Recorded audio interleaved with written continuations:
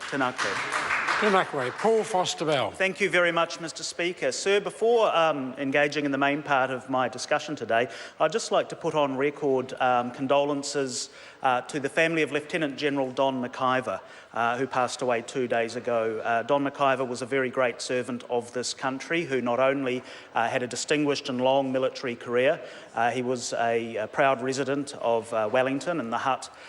He also served as the Director General of the Security Intelligence Service throughout the 1990s, earning the Companion of St Michael and St George for that service, as well as the President of the RSA. He gave huge service to that organisation, and he'll be sorely missed by all who knew him.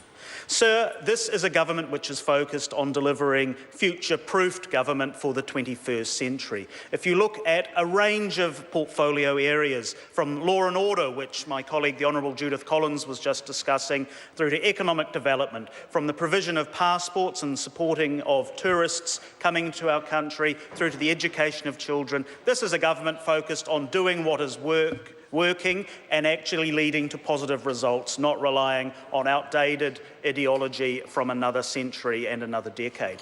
To give you an example, in the law and order area here in Wellington, the police have established a mobile innovation lab in partnership with Vodafone New Zealand, doing useful research into the use of mobile technology such as smartphones to prevent people from committing crime and help solve crimes, to keep our streets safer and to enable the police to get more out of the hours they spend out on the beat, and to spend more hours out on the beat rather than sitting behind the desks and processing paperwork as they used to have to do under a previous administration.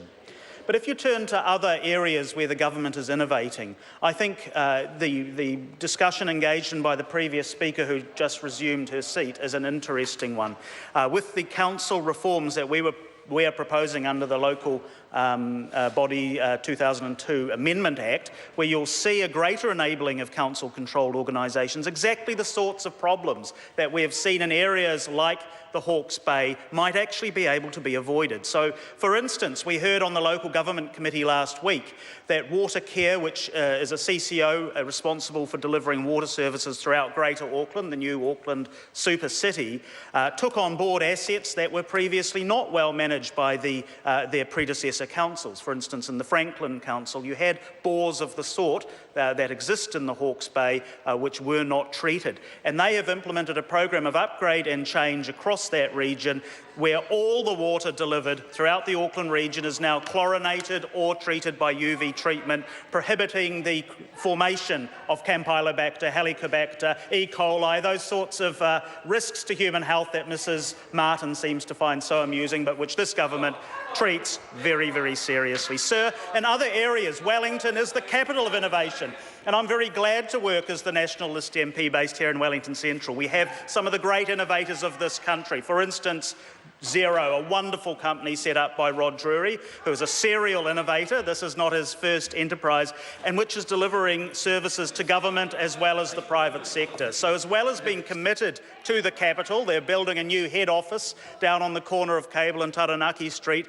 They have 1,400 staff and growing. They're delivering services at almost no cost. For instance, their accounting software is available to schools, many hundreds of which have taken up that opportunity. So not only does it allow a school to run its accounts much more simply, more easily and less expensively than it previously did. They don't need the same number of administrators to run their account system. It can be done actually enabling them to add more teachers and more people delivering learning to students, but actually having that data available so we know what the investment into a specific area, for instance, the dollars being spent on library services in school, is actually delivering in terms of outcomes for those students, is useful for this government, because this is a data-driven government. This is a government which is concerned about what works rather than ideology or theory, Mrs Martin.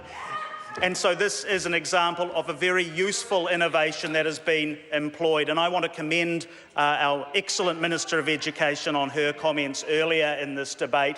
I had the pleasure of joining the Honourable Hekia Parata on a visit to Xero and just seeing what the capabilities of their software was. And there are many, many other providers here in Wellington, the innovation capital of New Zealand, which I'm very, very proud to live in and to be working in that community. So I think, Mr Speaker, this is a future-focused government.